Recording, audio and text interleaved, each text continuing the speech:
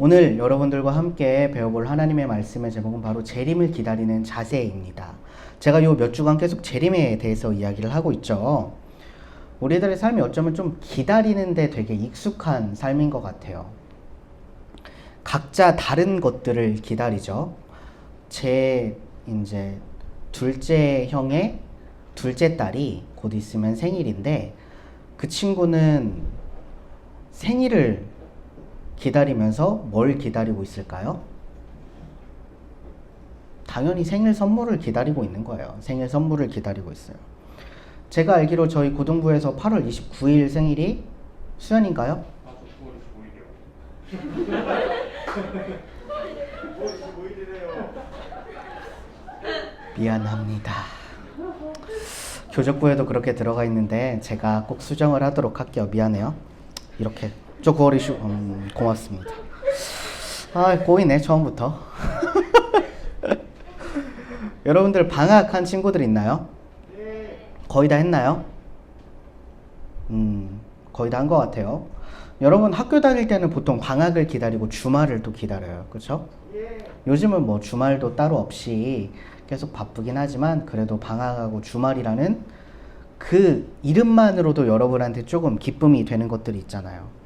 또 누군가를 만나거나 저는 이제 결혼 날짜가 얼마 남지 않았죠. 왜 저분들이 신나셨는지 모르겠는데 네, 제 결혼식에 수영복 입고 온다고 신나신 것 같아요. 어쨌든 저는 결혼의 날짜를 기다리면서 새로운 가정을 꾸릴 그런 기대를 하고 준비를 하고 있습니다. 또 성경에도 참 많은 기다림이 나와 있어요. 성경에서 대표적인 기다림이 몇 개 있는데 뭐가 있을까요? 예수님을 기다리던 이스라엘 백성들이 있겠죠. 메시아를 기다리던 이스라엘 백성들, 그리고 전쟁을 치러야 되는데 사무엘이 당장에 보이지 않자 전쟁을 어떻게 해야 될지 고민하던 사울왕의 그런 기다림도 있을 거예요. 그런데 우리에게도 계속 기다려야 될 게 있는데 그것이 바로 우리가 몇 주 동안 나눴던 재림입니다. 예수님께서는 십자가에서 돌아가시고 하늘로 올라가셨죠. 하늘로 올라가셨어요. 그리고 예수님께서는 우리에게 뭘 하셨어요? 약속을 하셨어요. 약속. 나는 반드시 다시 돌아올 거다라는 약속을 하셨어요. 그 말씀을 들은 제자들, 그리고 그 말씀을 우리 성경으로 접하는 우리 여러분들은 지금까지도 그 약속의 말씀을 믿고 예수님을 기다리고 있습니다. 그런데 2000년이 훨씬 지난 지금 예수님께서는 아직 오지 않으셨어요. 우리는 많은 의심을 가질 수가 있죠. 진짜 예수님 오시는 건가? 아니, 적당히 뭐 50년, 100년 지나서 오시는 것도 아니고 지금 어떻게 보면 2000년이라는 시간이 흘렀잖아요. 그렇죠? 2000년이라는 시간이 흘렀는데 예수님이 오시는 것이 맞을까? 우리는 재림을 기다리는 것마저 잊어버렸을지도 모릅니다. 여러분들이 어렸을 때부터 많이 배웠던 교회 교육에는 그런 것들이 포함되어 있어요. 여러분, 예수님을 믿으면 천국 갈 수 있어요. 천국 갈 수 있어요. 그런데 그 천국에 가는 방법에 대해서 정확하게 과정을 알려주는 경우는 많이 없었던 것 같아요. 여러분들이 하나님 나라에 온전히 하나님 나라의 백성이 되려면 예수님을 믿고 구원을 받는 건 첫 번째 단계이고 그것이 가장 중요한 단계이고 그것이 핵심이고 그것이 끝난 뒤에 과정들이 존재하는데 그 이후에 바로 재림과 심판이 존재한다라는 거예요. 이것을 어느 순간 우리들의 마음속에 잊혀지게 되고 재림하고 심판 들어도 그게 뭐? 라는 걸로 되게 우리한테 무뎌지게 다가오게 됩니다. 하지만 우리는 재림에 대해서 그런 자세를 가져서는 안 돼요. 오늘은 그래서 재림의 자세에 대해서 함께 어떻게 우리가 재림을 기다려야 하는가, 우리는 지금 이 순간에 어떻게 하나님 나라를 고대해야 하는가 한번 나눠보도록 하겠습니다. 첫 번째 자세는 여러분, 약속과 신뢰의 마음입니다. 오늘 말씀에 보면 사도 바울이 디모데에게 쓴 편지의 내용이 나옵니다. 이때 사도 바울은 자신이 순교할 것, 그러니까 예수님의 복음을 전하다가 죽을 것을 짐작하고 있었어요. 그래서 그는 디모데에게 그리스도께서는 다시 오셔가지고 분명히 다시 오셔서 산 사람과 죽은 사람을 심판하고 그의 나라, 하나님의 나라, 주님의 나라를 세울 거니까 어떠한 상황이든지 뭐 하면서 기다리라고 하냐면 참고 기다리라 라고 말합니다. 바울이 자기가 죽을 운명을 알았을 때 디모데에게 해주고 싶었던 가장 중요한 얘기가 바로 그거였던 거예요. 야, 예수님께서는 곧 돌아오시니까, 언젠가 돌아오시니까, 결국에 돌아오시니까 끝까지 참고 기다려라, 인내해라 라는 말씀을 합니다. 그런데 죽음이라는 두려움이 자신의 앞에 다가왔음에도 불구하고 바울은 어떻게 그렇게 확신을 가지고 이야기할 수 있었을까요? 바로 하나님에 대한, 예수님에 대한 신뢰가 바탕이 되었기 때문입니다. 바울이 하나님을 신뢰하지 않았다면, 예수님을 신뢰하지 않았다면, 믿지 않았다면, 전적으로 그 말씀을 붙들고 살아가지 않았더라면 예수님이 승천하시면서 재림하시겠다라고 했던 그 약속 또한 믿지 않았을 거예요.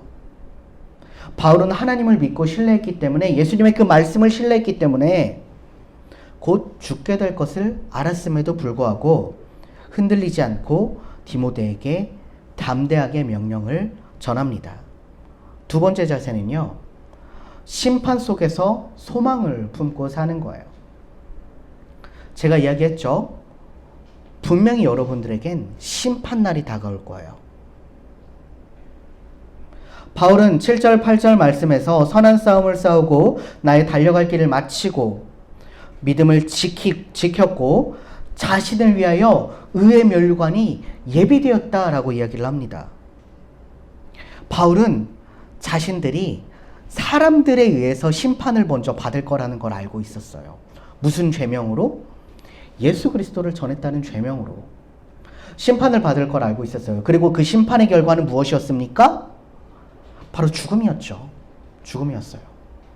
예수 그리스도를 가르쳤다는 이유로, 믿는다는 이유로 바울은 전파했던 그 대가에 대한 심판의 결과는 죽음이었지만, 그 죽음의 결과로 인하여 오는 하늘에서의 심판의 결과는 무엇일까요? 바울이 얘기하는 바로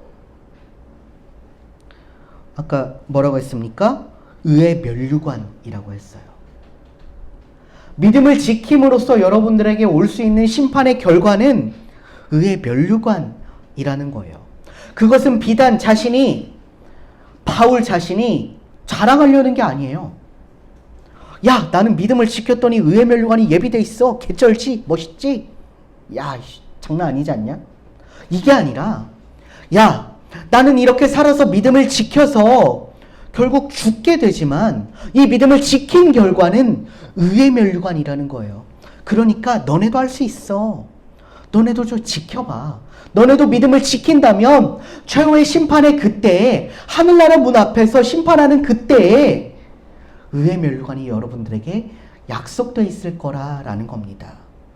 그래서 여러분들은 그 심판 속에서도 하늘나라에 대한 소망을 품고 살아야 되는 거예요. 우리도 바울처럼 믿음의 선한 싸움을 하고 믿음의 경주를 끝까지 잘 완주한다면 우리에게 심판은 더 이상 두려움이 아닌 소망이 될 것입니다. 마지막으로 세 번째 자세는 하나님 나라의 삶을 추구하는 거예요. 로마서 말씀의 바울은 하나님 나라는 먹고 마시는 것이 아니라 의와 평강과 희락이라고 말했습니다. 이것은 여러분들이 이제 주중에 배울 공과 공부 중에도 나오는 말씀인데요. 바울은 디모데를 아끼고 사랑하면서 항상 의로운 관계를 유지했어요. 자신의 영적인 아들 삼았습니다. 디모데가 힘들 때 반대로 혹은 바울이 지쳤을 때 그들은 서로에게 큰 힘이 되어 주었어요. 바울에게 디모데가 없었다면 혹은 디모데에게 바울이 없었다면 어땠을까요?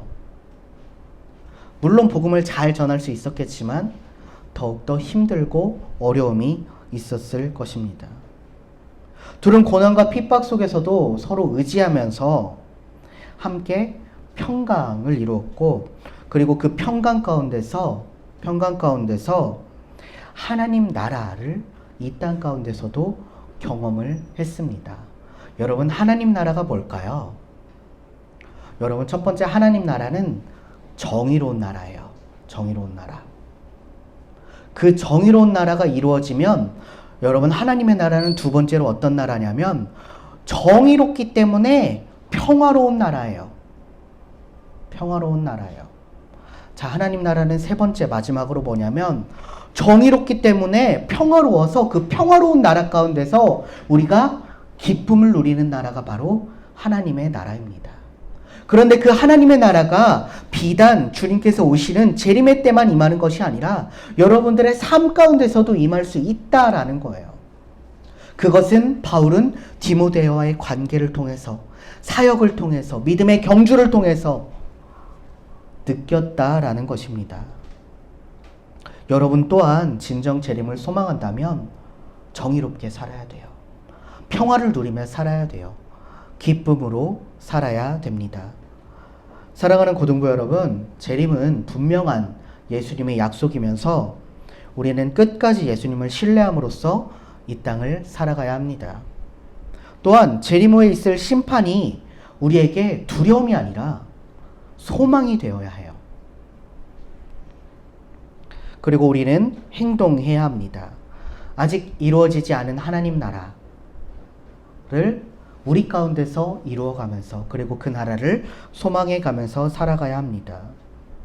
의와 평강과 희락의 삶을 살아갈 때 하나님 나라는 여러분들 가운데 임할 것이고, 그리고 하나님의 나라는, 예수님의 재림은 이 땅 가운데 다가올 것입니다. 그 가운데서 하나님의 나라를 경험하며 누리며 소망하는 우리 모든 고등부 친구들이 되기를 주님의 이름으로 소망합니다.